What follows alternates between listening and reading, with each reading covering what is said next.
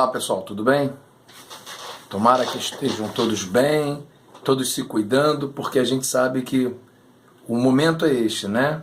E vamos aproveitando por aqui, vamos trabalhando os conteúdos, lembrando que o nosso conteúdo de hoje é verbo. Vamos falar, eu vou chamar de primeira parte, né? Vamos falar basicamente o que é verbo. Lembrando que o verbo é uma classe de palavra variável, né?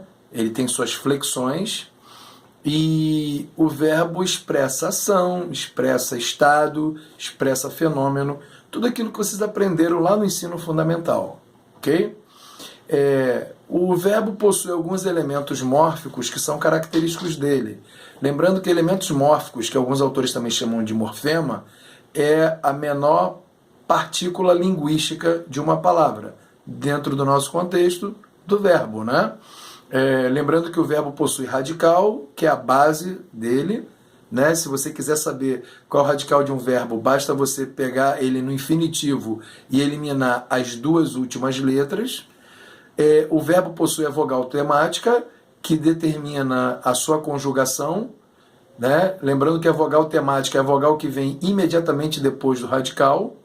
Então, na língua portuguesa nós temos três conjugações. Os verbos terminados em AR, primeira conjugação, terminados em ER, segunda conjugação, e terminados em IR, terceira conjugação. Lembrando que aqueles verbos que terminam em OR na língua portuguesa pertencem à segunda conjugação, porque lá no latim eles possuíam a terminação em ER, caso do verbo por e seus derivados, que em latim era poer. Tanto que em espanhol você tem a forma poner, né, que manteve a terminação. Os verbos também, né, quando conjugados, possuem desinência modo-tempo ou modo temporal, que através dessa desinência você vai dizer em qual tempo verbal o verbo está sendo conjugado. Quando eu digo, por exemplo, nós falávamos, né, a desinência modo temporal é o VA, que caracteriza o pretérito imperfeito do modo indicativo. E existe a desinência número pessoa ou número pessoal, usando a mesma forma, falávamos. Você, sem que eu expresse o pronome, você sabe que se refere à primeira pessoa do plural. Nós falávamos, por causa da desinência MOS. Então já falamos das conjugações. Quanto à sua morfologia, os verbos podem ser regulares, quando o radical deles se mantém quando o verbo é conjugado, né? Verbo olhar, por exemplo, eu olho, tu olhas, ele olha, eu olhei, tu olhaste, ele olhou, eu olhava, tu olhavas, ele olhava, e assim por diante.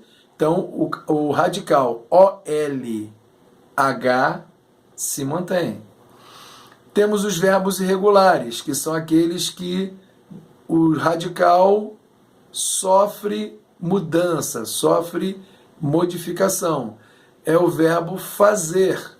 Por exemplo, eu faço, tu fazes, ele faz. Eu fiz, tu fizeste, ele fez. Pretérito perfeito, né? Já conjuguei. Pretérito imperfeito, eu fazia, tu fazias, ele fazia. Então você percebe que em alguns tempos verbais o radical FAZ muda, né? Existem os verbos chamados de anômalos, que sofrem modificação em seu radical, né, com mais frequência que os demais, que na língua portuguesa é o caso do verbo ser e o caso do verbo ir. Então, esses dois são os únicos verbos anômalos. Existem também verbos defectivos, são aqueles que não possuem conjugação completa. Então, por exemplo, os verbos que expressam as vozes dos animais são verbos defectivos, porque por melhor que você imite, você não pode conjugá-lo na primeira pessoa.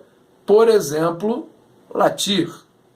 Quem late é o cachorro, não o ser humano. Ah, mas eu sei fazer uma excelente imitação. Imitação. Essa voz não é natural do ser humano.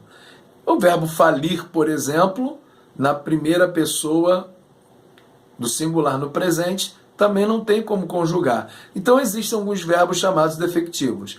E existem os verbos abundantes, que têm dois particípios, né? Por exemplo, o verbo ascender tem a forma, quando a gente usa os auxiliares ter e haver, ascendido.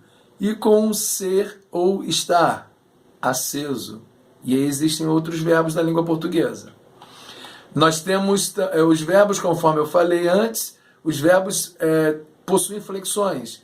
Eles se flexionam em número, singular ou plural, pessoa, primeira, segunda e terceira, tempo, pretérito, presente e futuro, o modo indicativo, subjuntivo, imperativo e a voz ativa, passiva e reflexiva.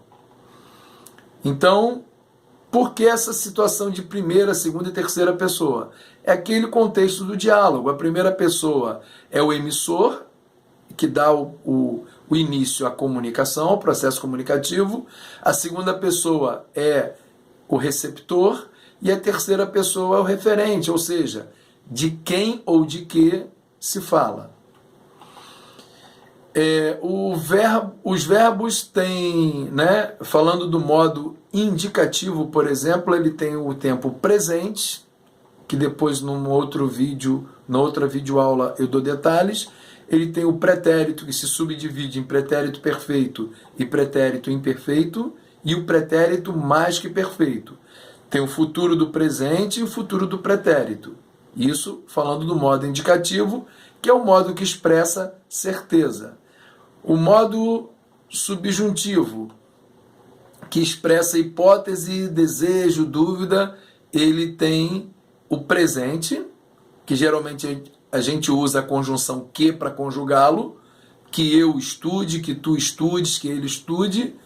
Tem o pretérito imperfeito, que aí nós normalmente usamos a conjunção se eu estudasse, se tu estudasses, se ele estudasse. E temos o futuro, do modo subjuntivo, que normalmente usamos a conjunção quando eu estudar, quando tu estudares, quando ele estudar.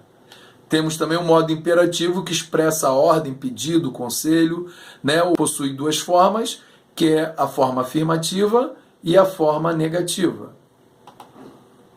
Temos as formas nominais do verbo, que são infinitivo, que a desinência do infinitivo é sempre R, que é o nome do verbo, como nós o encontramos no dicionário.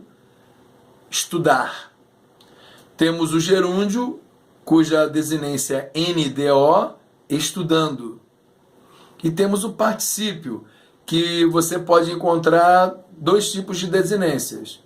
A mais conhecida, a mais comum é DO, estudado, mas também existe a desinência TO. Por exemplo, o particípio de fazer é feito. Ok? E essas formas nominais são chamadas assim porque o infinitivo pode ter o valor de substantivo, nós entramos em detalhes numa próxima videoaula. O gerúndio tem o valor o gerúndio tem o valor de advérbio e o particípio pode ter valor de adjetivo. O verbo se flexiona em três vozes, que são ativa, quando o sujeito pratica ação, passiva, quando o sujeito sofre ação, e reflexiva, quando o sujeito pratica e sofre ação simultaneamente, ou seja, ao mesmo tempo. Ok? Então, nós encerramos aqui essa videoaula e, dependendo da necessidade de vocês, podem me procurar, podem me fazer perguntas, que eu estou aqui para ajudá-los. Ok? Um grande abraço para todos. Fiquem com Deus.